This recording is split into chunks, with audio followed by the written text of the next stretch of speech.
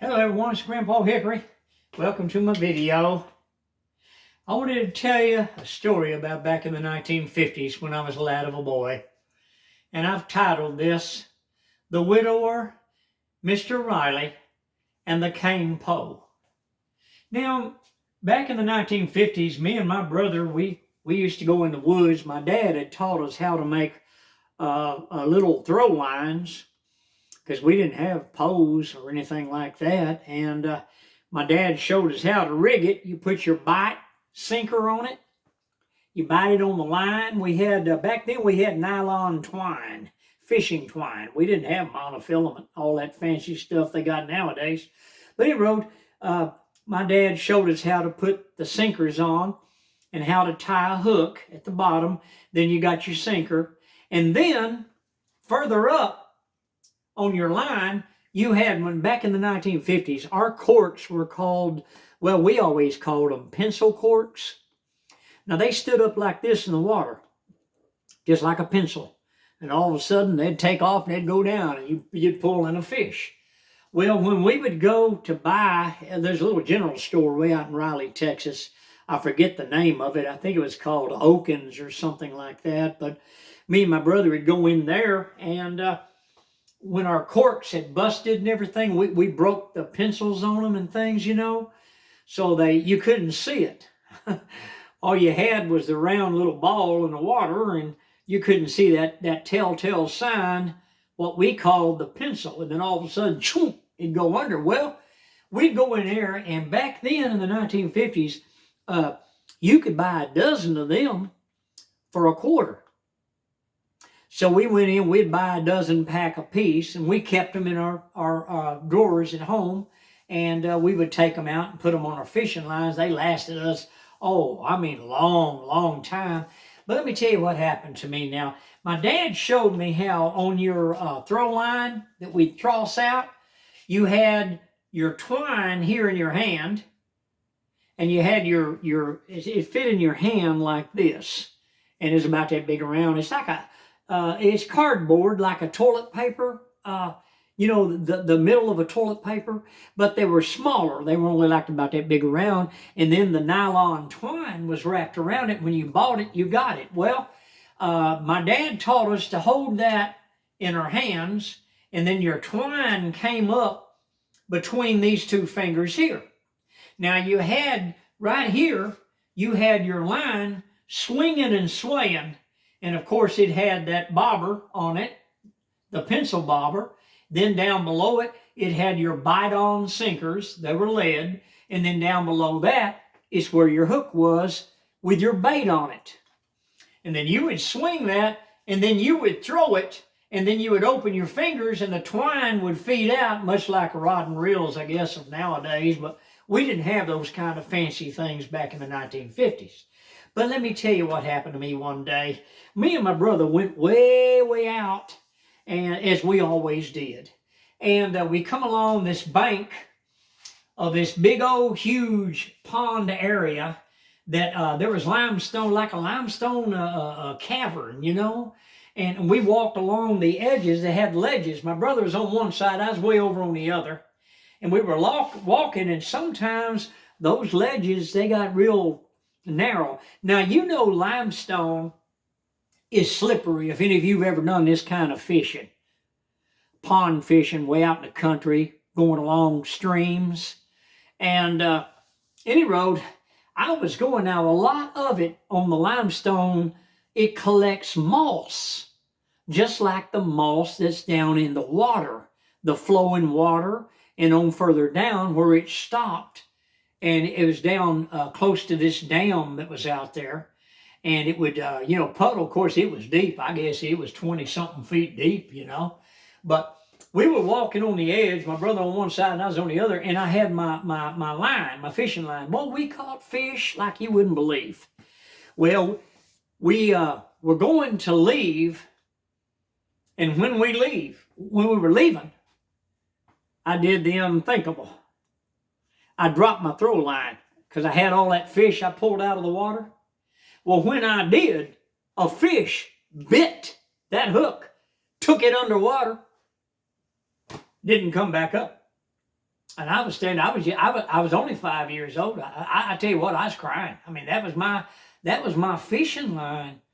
Well, we walked home, and I was real upset. We were walking along. There was this little old man named Mr. Riley, had a little doggy, and he would come out, and he smoked Riley cigarettes back in the 1950s. And he had a little cane, and he'd come along tapping that cane, and we didn't have sidewalks. We had deep ditches on the side of the dirt roads. We lived way out in the country. And he come along and said, "Hey, what's the matter with you, young feller?" And my brother told him, oh, he dropped his fishing line, and a fish got on it and took off. He said, "Well, did you stick around and see if maybe that cork come back up?" My brother said, "No, it's turning dark, Mr. Riley. We got to get home. We got to get these to Dad, and Dad's going to, we're all going to clean the fish, scale them, and clean them, and Dad's going to do the cooking because it's going to be supper tonight." Mr. Riley said, "Oh, okay." And he stood there. Well, me and my brother went on, and I was so upset. Oh, listen, people, I was fit to be tied. You know how you rake yourself over the coals when you make mistakes? Oh, listen, people, I'm talking at you. When you do something wrong, you just blame yourself over and over again. That's what I did. Boy, I was dragging my feet, and I was upset, and I come in, my dad said, "What's the matter, boy?" And my brother told him, he lost his fishing line, Dad. And Dad said, "What do you mean you lost it?" And my brother told him, he said, "Well, that cork may come back up out there after a while." He said, "Sometimes the fish come back up unless it went under a log. If it went under a log, then that line got tangled up on that log, and that fish is going to die. It'll never get off that hook, and well, son, you've lost it."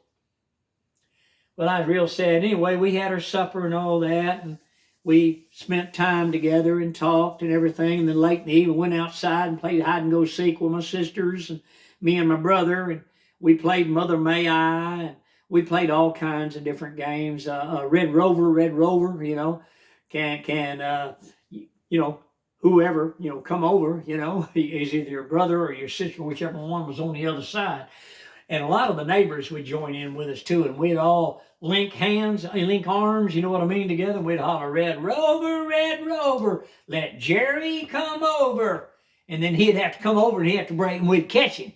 See, and then he was it. But anyway, I went on to sleep, Well, the next day we got up. My brother got his BB gun. We went out on the dirt road. We had some woods way, way out. And I was going to go with my brother, and I was coming along behind him. We always went barefooted, and we wore blue jean cutoffs back there in the 1950s. We were walking along, and we heard something, a loud whistle. My brother looked over, and he turned around. He said, "Oh, Mr. Riley," and his little doggy, I think his little dog's name was Chester. I can't remember what his little dog's name, but it was a cute little dog. And Mr. Riley said, "Hey, boy." And my brother said, "You going fishing, Mr. Riley?" Mr. Riley had a cane pole. He didn't say one word. He kept coming and coming, looking right at me. And he went down on one knee, and he said, "Young feller, this is for you." Boy, I took that cane pole in my hands, and I looked at him. I couldn't believe it. And he had this little bitty box, it's a metal box. And he said, "I want you to look at that." Well, I sat down, on the dirt road, and I opened it up, and there was the pencil corks, and there was the twine, the nylon twine that we used back in the 1950s. And listen, I hugged Mr. Riley.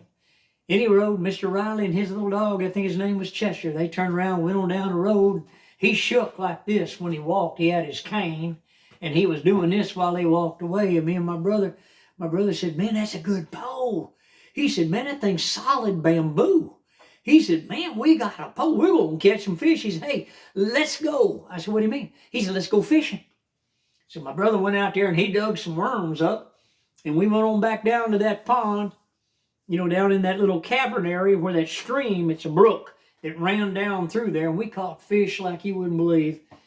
And my brother helped me rig the cane pole and everything, and we got it all set up, and we took turns fishing with it.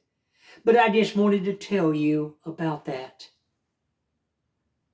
The widower, Mr. Riley, and the cane pole, and what a difference it made in my life. Hit the like button, subscribe. Grandpa Hickory, I'll see you on the next video. Thank God for good people that have a way of touching our lives in a way that we'll never forget. God bless Mr. Riley. God bless his soul.